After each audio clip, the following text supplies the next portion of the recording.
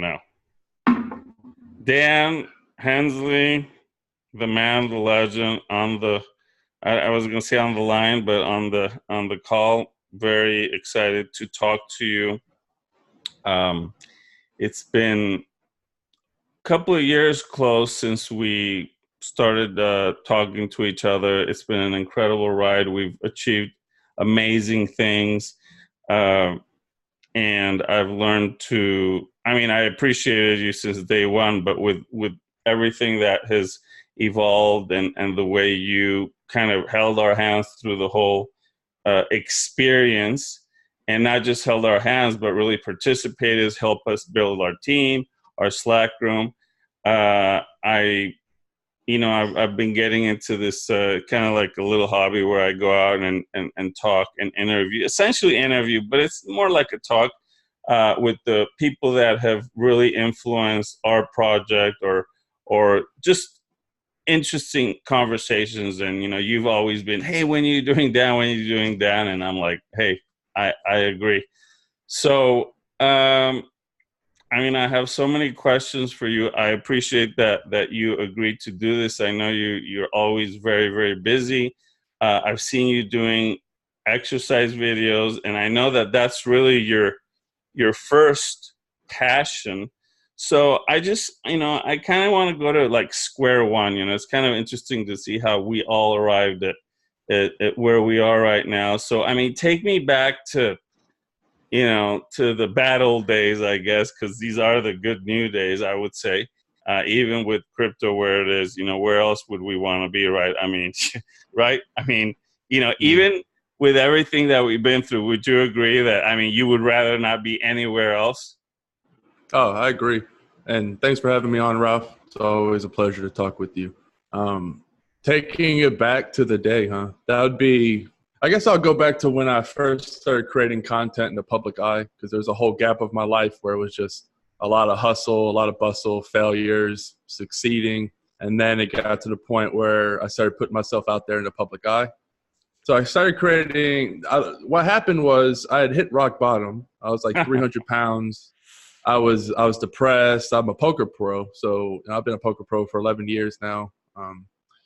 And poker wasn't going so well. I was, losing, I was gaining all kinds of weight, and I was getting into a point in my life where I was, I just needed the jar loose. I needed something. So they have that expression, you throw mud against the wall until something sticks. And that's basically what I was doing. Cause when people know me, they know that I probably wouldn't be the one to write a book.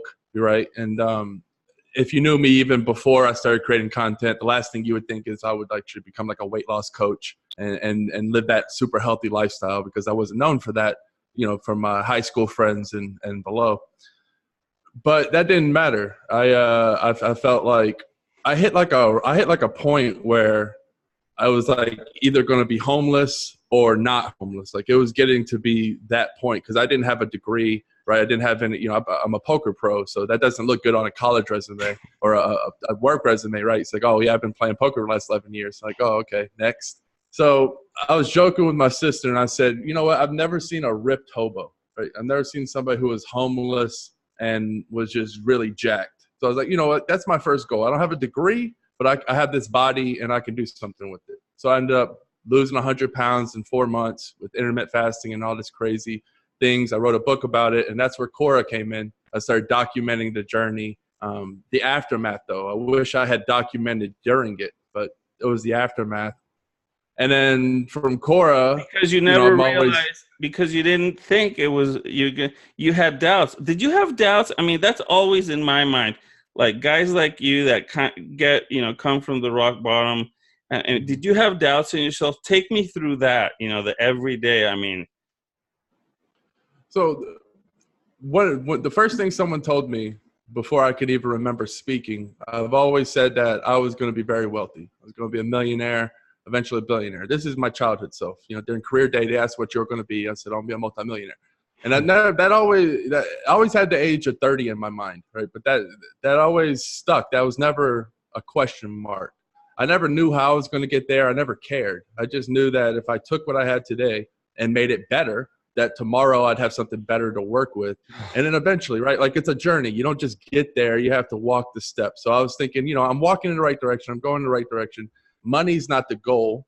However, I knew I was going to attain it. So I wouldn't say there was doubts. There was a lot of pain. There was a lot of hardships. There was a lot of doubts around me, you know, when family members are asking, you know, why don't you get a 9-to-5? Poker seems so risky. And it was really poker that allowed me the time to research weight loss and then eventually research cryptocurrency. So I wouldn't say there was any doubts, but definitely a lot of bleakness and a lot of darkness. That's, you know, that's amazing. And, you know, just talking to you reminds me that feeling that I would get, and we all get when we watch your videos. It just, you know, it's exhilarating, it's uplifting, because in the face of adversity and difficulty and insurmountable or apparently insurmountable odds, you know, having this kind of an attitude really, it's, I don't want to cut your flow here. So you go through this process, you lose 100 pounds. I mean, did you know what you were doing? Did you research it, or did you just say, the hell with this? I'm just gonna lose this damn weight, and you know, I don't care how I do it. I'll, you know, cut it off if I need to. Or did you research it and say, well, this is what I'm gonna do, or that's what I'm gonna do? It was a little bit of both. So I jumped in feet first, and then I was researching. So it's kind of like investing in a company first, and then doing, you know, catching up on the research before you really go all in. So I put my feet in. I said, okay, this is the commitment. And then I started researching. Instead of researching how to lose weight, I said, you know, what do calories do? What are calories made of? Oh, what's a carbohydrate? What's a protein? What are these? How do they affect the body? Oh, what's intermittent fasting? What's insulin? And then I kept asking questions, and these questions kept leading me to different routes. And then I had to try different things. You know, there was times where I'd overfast and I'd get crippling sick, or there'd be times where, you know, just something would break. I'd work out too hard. So there was definitely those times when you go to the edge exploring, you could definitely fall down a cliff. And that happened several times, but, you know, you get up, and I don't know, I guess I just hit the right momentum. I found exactly what I wanted to do. A lot of people said it was weird or it wouldn't work. But, you know, if I didn't do what I do, if I didn't intermittent fast, I'd be 300-400 pounds right now. I love eating. I can't even imagine you that. Yeah, it's discipline. I love it. Once I start eating, it's over. I'm not going to restrict myself. But I can go a long time without eating. It's no problem. I can eat one meal a day. So really what I do, I just back myself up in the day and say, okay, well, I only have 4 or 5 hours left to eat. And no matter how hungry I am, I'm not going to be able to eat more calories than I burn, because you can only consume so many calories in a 4-hour window. And really it comes down to calories in, calories out. But there's also a lot of nuance to that, like carbohydrate timing, because yeah, 10 calories in and out, but you can also feel like shit and break down if you're not timing your carbohydrates, if you're not timing, you know, it's yin and yang. You have to give the body a break, and then you have to press the gas. It's good to go to both extremes, and you know, that way the body kind of sits right in the middle. Now, just quickly back to when you were a young boy, I mean, did you have the weight problem, or did it onset later, or did you, what? I mean, when you were, where did you grow up? So I grew up in North Carolina. I was born in Pennsylvania, but as a child, we moved to North Carolina, and you know, grew up in a really rough neighborhood and bounced around neighborhoods there. And then in 4th grade, you know, before the 5th grade, I was in 6 or 7 different elementary schools, moving states left and right. My dad was an entrepreneur. He was a carpet cleaner. And really, we just went where the business was, went where the opportunity was. So that was kind of my childhood was on the fly, but that also gave me the ability to adapt and mesh with different kinds of people. Because then we went to that scene to the country. So, you know, I was a city boy, and then we moved in the 4th grade to the country where, you know, I learned about cows and ranching and cowboy boots to school and all that stuff. And then I kind of landed in the suburbs around 5th grade in Arlington, Texas. And that's where I spent the majority of my time before leaving the United States and, you know, going traveling around. And the weight problem came later, or did you always have it? It was on and off throughout all childhood. It was definitely. I always played football, so when I was active, it was good. But then during the winter time, off creep on me. Yeah. So so you lose the weight, you write a book. So you said, wow, this is really cool. I can't believe I did this. Or it's like, I knew I was going to do it. I'm writing a book because I want to tell the world about it, or because I think it might be a good path for business. What was the motivation for writing that book? So I definitely didn't think I was going to write a book. What happened was I started writing on Quora, and I don't know how it happened. Serendipity. I went on Quora and I typed up sort of a intermittent fasting guide, how I did it. And it went viral. It got millions of hits and lots of different questions. And from there, it kind of said, oh, hey, this piece of mud stuck. So I'm going to keep creating content on Quora, telling my story.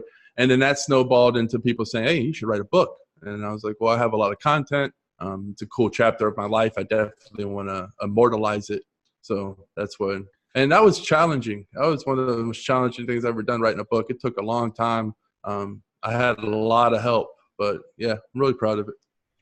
Make sure we post that link. I think a lot of people might want to read, the pre-crypto Dan, just because it's probably interesting. Because so now you hit crypto. What was, I like to ask people, what was that moment like when when it clicked that you said, oh, I get it, decentralized, money not run by a country, can't be shut down. I mean, all of those great things. At what moment did it click? Mm-hmm. So I heard of Bitcoin for a little while. And when I first thought of it, I didn't think a scam. I just thought of, like Reddit points or whatever, just some kind of point. I didn't think of it, I didn't know the technology behind it. And it kept hitting my radar, and I kept just not even giving it the time of day at all. And then I used it for poker once, for a poker website in early 2017 late 2016. I got poker, and then that introduced me to crypto. The cryptography, the private keys, sending and all that. And I was like, that's pretty cool. That's what I thought, but I didn't really think anything of it. And then I was on that Quora rush, and then I'm not sure. It just kept hitting my radar, and I read an article, and it was just, once it clicked, it really clicked. And I was like, okay, they're solving the double spend problem. It's like, this is eliminating the need for middleman. And I was like, this technology is very underrated. And then I went down the rabbit hole, and then before you know, I found the altcoins, and I was spending pretty much every waking hour researching, studying. I'd be playing poker on the side, right? Because that was my income. I'd be weight loss coaching on the side. But once I see something, I give up. I like to say, you have good things in your life. I'm willing to give up everything good for that opportunity at great, because nothing's a guarantee. That's why it's really hard. It's hard to get off good, because you have it. It's guaranteed to give something that's great, but not even, you don't know if you're going to be able to get it. So I was like, I was top writer on Quora, all that. They started censoring me too, but that was a whole different thing. But the point being, once crypto caught my attention, it was down the rabbit hole. And then it was the same thing. I didn't Google, is Bitcoin going to go up in price? I was like, what is proof of work? What is governance? What is, what? I started asking the same questions I did with weight loss. And I just kept asking deeper and deeper questions. And then before you know it, I'm down the rabbit hole, to proof of stake, or delegated proof of stake, or proof of work, or what have you. And until this day, I keep asking questions. And then, so now you're like, I love this. I believe in this. I'm doing the research. It makes total sense to me. I want to be part of it. Okay. How does that translate into the most loyal and passionate, group of followers? That includes me. You might not have 1 million, but man, the ones you have count by 100 each. So how did you get to that point where you said, you know what, I'm gonna preach this thing to the point where I love it so much, I'm gonna preach it. And it's not just preaching crypto, because there's a lot of guys that preach crypto. There's a lot of Tim Robbins in you, and I don't know, that whole motivational, get up in the morning and kick some ass kind of a thing that really just helps everybody, and anybody. And then especially when you have, because crypto, even on the way up, you'd have these massive drops, and of course on the way down. And that's when you were even the most active. I mean, how'd you get to that point, and when did you realize you had that kind of a following? Did it surprise you? And how did you manage to see through the negativity and then, maintain an even keel? So when I first got on Core, the one thing I wouldn't call it a regret, but I was thinking, what would have been cool if I would have documented this weight loss journey when I was fat, and then like you got to see it. Of course, when I was losing the weight at the beginning, I wasn't attached to an outcome. I wasn't saying, okay, I'm going to lose 100 pounds in 4 months. No, it just happened. And that's the same thing with crypto, but I felt something special. I was like, okay, I found something here. I know there's something here, but I'm not going to make the same mistake I did with Core. I'm going to document it. So one of my early videos, you see me, I'm on vacation someplace in Mexico. We're at the pyramids, my lovely wife now. And I made a video. I just flipped on. I was feeling inspired, and I said, okay, I'm going to document this journey. I didn't have much money then, didn't have any kind of a following or anything like that, and I was bad at making videos. At first I was bad at writing, and then a wall broke, and it just flowed. And then I couldn't make video because I was conscious I was making video, and it stopped my flow. And eventually that broke. So once that broke, I was like, okay, this is going to be fun. Document my journey by recording my voice. And that's really what it was. I just wanted to document the journey and see what happened. And I'm really glad that I did. So then that's what got you into the love of doing your videos, and then you would feed off of that feedback from your users. I wanted to document. So the one thing I guess people find that they like about me is I'm genuine. Like I'm not trying to peddle anything. I just kind of get on the camera. I say exactly what's on my mind in one take every time. I never make another take. I get on my camera. I write my notes, which are usually 4 words, and then I'll go on for 10, 20 minutes, and I don't delete things out. I don't say, oh, I shouldn't have said that. Because there's sometimes I'll say, I was a little aggressive there. Man, I was pissed. But I want that because I'm not doing it for any, I'm doing it for the process. So when I look back in, 5 years, it almost takes me to that exact point in my life, because I was like, oh man, because when you listen to yourself talking, you say, oh, you're annoyed that day or you're happy. It's really cool to go back when you're authentic. I think people rob themselves by being fake. You get nothing out of that. When you're authentic, you can it's like a picture book, go back and I'll listen to one of my videos from a year ago, and it takes me right back into the seat. I feel the exact same emotions I felt that day.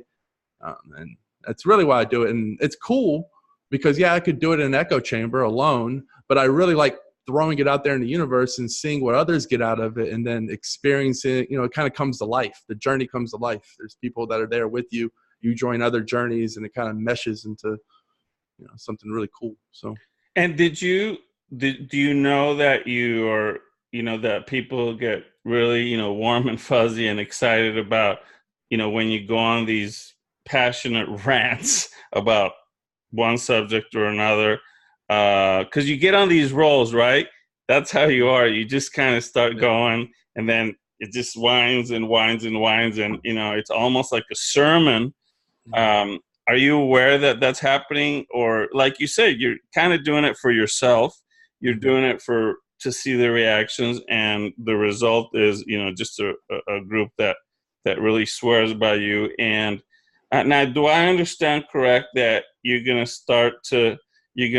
remove you grounded YouTube for a long time, right? And we loved YouTube and all that, but did I hear right that you're gonna start putting out some content back? Because I saw you did one recently. Are you gonna go back and put some more content there, or that was a one-off? No, I plan on leaving it open. I make primarily my content, I won't just say YouTube, just anything that's decentralized. Really just me being stubborn. And I've kind of paid the price because some of my videos get lost in the matrix. I'm glad I backed them up. So, but yeah, and talking about, do I know if people got motivated? It may sound funny, but I actually motivate myself. That's what I've done my whole life. I'll literally go back to myself for motivation. When I'm feeling my downness, I'm there in my own corner to kind of get myself out. So I've been doing that every day my whole life. And I understand that if I feel this way, other people are going to wake up and they're going to feel beat down, and they might not have that inside of them, that, the experiences and luck and serendipity of my life that made the crock pot that's in my head and whatever, people value that they get out of it. But if I didn't have my own voice, I would be devastated, because there's really no one that speaks to me like I speak to me. And I encourage others to speak to themselves like I speak to myself, because you're your own motivator. You have to be. You have to have your own self in that corner. You have to have that part of you that's going to refuse to go down. When the rest of you collapses, it's almost like your soul keeps standing and then picks your body back up. Because every day you're going to wake up and there's going to be a reason to quit. There's going to be a reason to just give up. And you have to have that oomph in you, that stone that you know is never going to quit, so you never get lost. Because once you quit, you live a life, you wake up 10, 20 years later and you hate your life. And so, wow. I mean, live in color. Now, talking about what you just said, do you feel like a lot of people, I mean, it's probably obvious. Even we went through it where we believed in it, because I started mining, it went up, and then back to, from the 12 to the 2. And I thought it was done and over, and I kind of forgot about it. But do you see a lot of people that just kind of dropped off and faded away, or are they just kind of sitting there waiting in the wings for everything to maybe get back up? I mean, did we lose people? Are they there? What's your take? Because what I do see is, what's amazing is I see always new people coming. That's refreshing. Fresh blood, new energy. You always need it. But did we lose that old blood? Are they there? Did that whole drop just burn everybody out? Are they sitting there just saying, "Hey, we believe in this"? Where do you see the people? Or you can't really group everybody, but percentage-wise, maybe. I think we're in a really good spot. I wouldn't say loss is the right word. So they may have gotten their capital out of cryptocurrency, but they're aware of cryptocurrency. And if they were in it before, they know how to get into it again. And a lot of these people are speculating on price because, let's face it, they have 9-to-5s, they have their own life, they have, not everybody wants to dedicate their life to it, and rightfully so. The world would be imbalanced anyway. So there's always going to be people who are motivated by price and can only have the time to research a few projects. And that's where you get maximalists and all of this. But once that price goes up, you have all the people who got out, but they know how to get back in, and it always grabs new people. So it's a compounding. If it doesn't die, that's the thing about crypto. It either has to die or it's just going to keep compounding and keep growing. And that's, I'm not here to promote any kind of chain. I'm here to say that if you believe in a project and it has a sound team, a sound community, and it has a vision and a goal, no matter how big, how small, it's very hard, if I want to talk as a businessman, it doesn't make much sense to write that off. This is where it takes creativity. This is where you have to get out of that money mindset. You actually have to have a little bit of Steve Jobs, a little bit of vision. You have to be able to have a little bit of creativity to see where that ball is going to slide. It's like, oh, it looks like it's going that way, but really, and it takes a lot. It really does. So it's an ever-growing process, but I'm excited because I like to say it's like a wound up spring. And I've had this feeling before, and I've never had the feeling quite like I've had right now. I think we're going to be for fun. That's an excellent analogy. A wound up spring, just ready to release. And yes, the second time around, people are gonna, they're not just gonna go, oh yeah, it's 10, but let's make it 20. I mean, that's how it felt. Remember, 10. It's like, oh, make it 20. It was just like so automatic. And deep inside, you said, you know what? And I always joke about, right at 20, my mom calls and says, Rafael, put $500 on Bitcoin. I'm like, and I said to myself, they say that when your shoe shine boy or your mother gives you a stock tip, that's the top. Yes, that's the top. Right. But anyway, I didn't, and we're all hodlers. God, I have so many. So I'm not going to ask you about specific, projects, because I know we all, look at them and it's almost impossible. And it's the new age. And like James was saying, hey, let it rain coins. I mean, right? Who cares if there's 2,000, 3,000 or 5,000? It's going to be survival of the fittest. Yep. And it's all about, you just said it, longevity, right? I mean, that's the real proof. Longevity, stay. Well, I'd love to go on for hours and hours, but people keep telling me, hey, why don't you, because I'll do a, 2-hour call. And that's how my calls are with you, with a lot of people. And I always say, man, I got to get these calls recorded. But then again, people can't hang around here and watch. But I know they're going to watch you because everybody's very interested in you. And I just want to, close it out a little bit by, again, thanking you for the incredible impact you had on our project.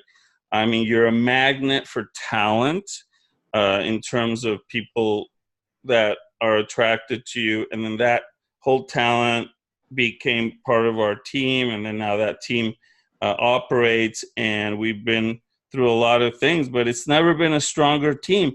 And, and any team after it's been working together a long time just clicks better, I mean, our materials getting better, our platforms are getting better, credit cards out.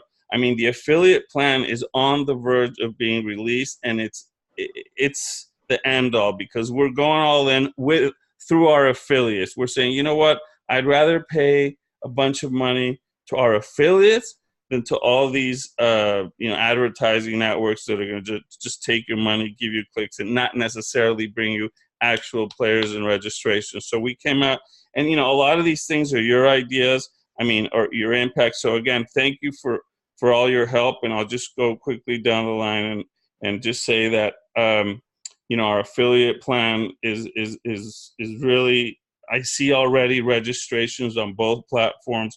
Credit cards working good. We're working on esports.